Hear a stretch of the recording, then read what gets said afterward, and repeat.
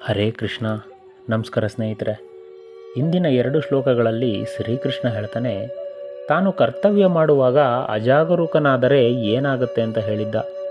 ತನ್ನನ್ನೇ ಉದಾಹರಣೆಯಾಗಿಟ್ಟುಕೊಂಡು ಕೃಷ್ಣ ಒಂದು ವೇಳೆ ಕರ್ತವ್ಯಗಳಲ್ಲಿ ತೊಡಗಿಸಿಕೊಳ್ಳದಿದ್ದರೆ ಏನಾಗುತ್ತೆ ಅನ್ನೋ ಪರಿಣಾಮವನ್ನು ಈಗಿನ ಶ್ಲೋಕದಲ್ಲಿ ವಿವರಿಸ್ತಾನೆ.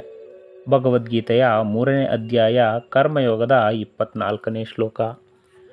ಉತ್ಸಿದೇಯುರಿಮೇ ಲೋಕಾನ ಕುರ್ಯಾಂ ಕರ್ಮಚೇದಹಂ ಸಂಕರಸ್ಯ ಚಾಕರ್ತ ಸ್ಯಾಮುಪಹ್ಯನಾಮಿ ಮಹಾಪ್ರಜಃ.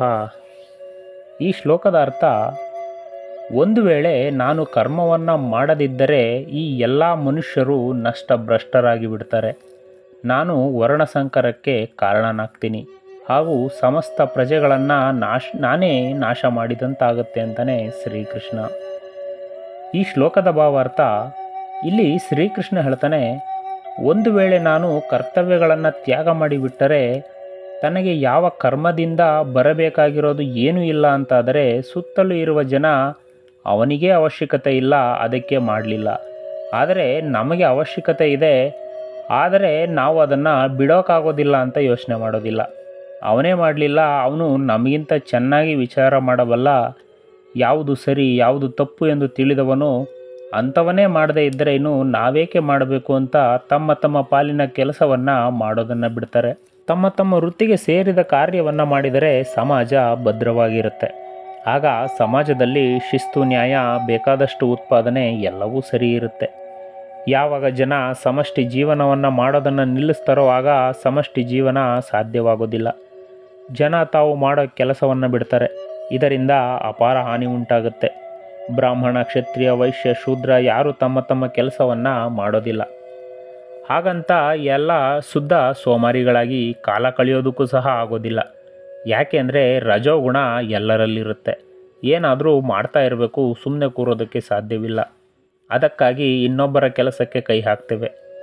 ಒಬ್ಬ ಮತ್ತೊಬ್ಬ ಮಾಡಬೇಕಾದ ಕೆಲಸವನ್ನು ಮಾಡಲು ಪ್ರಾರಂಭಿಸ್ತಾರೆ. ಒಂದು ಕೆಲಸವನ್ನು ಹುಟ್ಟಿದಾಗಿನಿಂದ ತರಬೇತಿ ಪಡೆದು ಅದನ್ನು ತಲೆತಲಾಂತರದಿಂದಲೂ ಮಾಡಿಕೊಂಡು ಬರ್ತಾ ಇದ್ದರೂ ಸಹ ಅದರಲ್ಲಿ ಲೋಪದೋಷಗಳಿರ್ತವೆ. ಹೀಗಿರುವಾಗ ಸುಮ್ಮನೆ ಇನ್ನೊಬ್ಬನ ಕೆಲಸಕ್ಕೆ ಕೈ ಹಾಕಿದರೆ ಅದನ್ನು ಚೆನ್ನಾಗಿ ಮಾಡೋದಾದರೂ ಹೇಗೆ?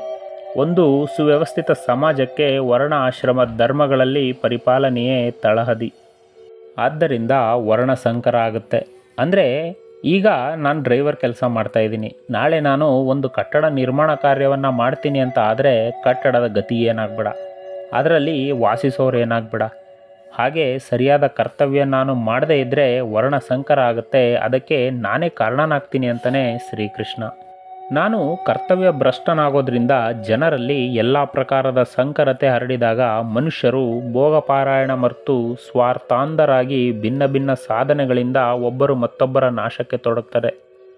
ತಮ್ಮ ಅತ್ಯಂತ ಕ್ಷುದ್ರ ಮತ್ತು ಕ್ಷಣಿಕ ಸುಖ ಭೋಗಗಳಿಗಾಗಿ ಬೇರೆಯವರನ್ನು ನಾಶ ಮಾಡಲು ಸ್ವಲ್ಪವೂ ಹಿಂಜರಿಯಲಾರರು. ಈ ಪ್ರಕಾರ ಅನಾಚಾರ ಹೆಚ್ಚಾದಾಗ ಅದರ ಜೊತೆಗೆ ಹೊಸ ಹೊಸ ದೈವಿ ವಿಪತ್ತುಗಳು ಸಹ ಬರಲಾರಂಭಿಸ್ತವೆ. ಅವುಗಳ ಕಾರಣದಿಂದ ಎಲ್ಲ ಪ್ರಾಣಿಗಳಿಗೂ ಅವಶ್ಯಕವಾದ ಅನ್ನ, ನೀರು ಮತ್ತು ಜೀವನ ಸುಧಾರಣೆಗಳು, ಅನುಕೂಲತೆಗಳು ಬಹುಶಃ ನಾಶವಾಗಿ ಹೋಗ್ತವೆ.